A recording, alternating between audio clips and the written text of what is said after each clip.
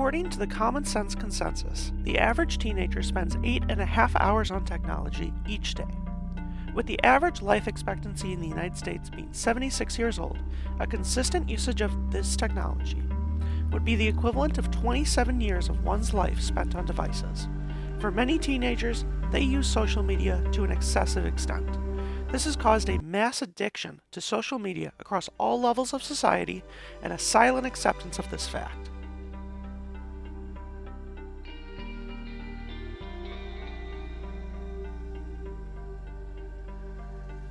The usage of social media is widespread across the country, and DGS students are no different, using a wide range of social media platforms. The social media apps I use are Snapchat, Instagram, and YouTube. Instagram, Snapchat, TikTok. I use a lot of them. I mostly use Instagram, TikTok, Snapchat, BeReal. I have TikTok, Instagram, Snapchat, and Pinterest. Oh, and YouTube. I use like Snapchat, Instagram, and TikTok mostly. As we see, there is a diversity of platforms, and they have their benefits. Social media companies, at their very best, spread information, news, increase social interaction, and allow for marginalized groups to connect online. It helps you stay connected with your friends and other people around you, and also helps you discover new interests. For me, it's like the spread of ideas. I feel like I get access to a lot of unique and interesting things that I would not come across in my day-to-day life.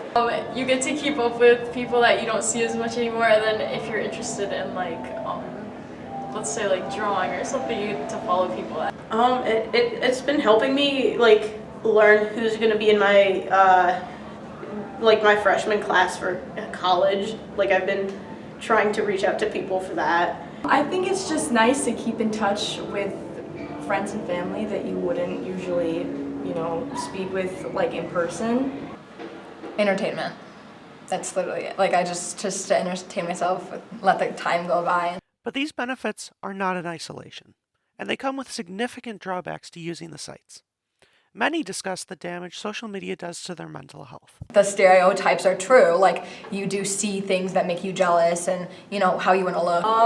It can be daunting to kind of have a large audience or be able to see a lot of things, and it can also be bad for your self-image to see what other people are putting out there. You can go down these rabbit holes of just mindless scrolling for more and more things that make you feel good, when you really shouldn't be doing that, and you can kind of lose time. I think one big one is it contributes to negative self-image, and you can feel left out seeing people together and you weren't invited. I've noticed when I had to delete social media that I was a lot more present instead of doom scrolling. I think the comparison, comparing yourself to people online, is really harmful, especially for younger people.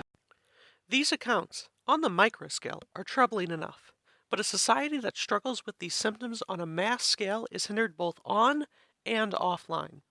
This translates, on the macro level, to horrific costs due to a society hooked on social media. Internal documents from Facebook reveal that posts that made people react with angry or sad expressions had much more influence and could more easily go viral on the platform. In fact, moderation teams from within Facebook complained that they were fighting an uphill battle, that their work to neutralize hate on the platform was being actively undermined by the algorithm. This fact has real-world consequences. A United Nations report found that Facebook played a role in spreading hate speech during genocides in both Myanmar and Ethiopia by inflaming the rhetoric of radicals. Social media companies are preying on our worst qualities, elevating extremists, and molding how we view the world around us. With all this information considered, are we addicted to social media? I mean, I hope not. I wouldn't exactly say so.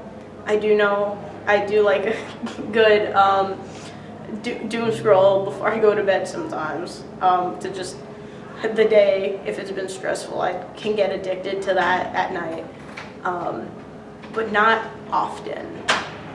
No. I think we all have an addiction to social media. I don't think I'm addicted. I think I was, but I put time limits on my social media, so I'm not.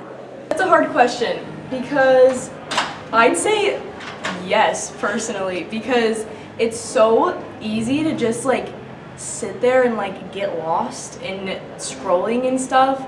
And I'm finding myself sometimes when I get home, when I've had a plan to do something like clean my room or like go for a walk, I just kind of get stuck on my phone, and I just find myself, if I have free time, that's kind of automatically what I go to. People like don't really realize how much they're using their phones, and I think that's why like screen time helps, because when I looked at that, I'm like, oh my god, I need something to change.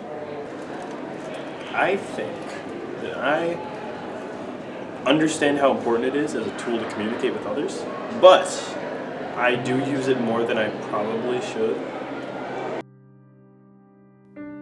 These testimonies represent the real accounts of millions and potentially billions of people across the globe. Some feel fine with their usage of social media and believe that their lifestyle is healthy. Many do not. Ultimately, though, what the story emphasizes above all is our power to shape our lives. We are not spectators to our own lives, and those uncomfortable with the choices they are making today are capable of changing them tomorrow.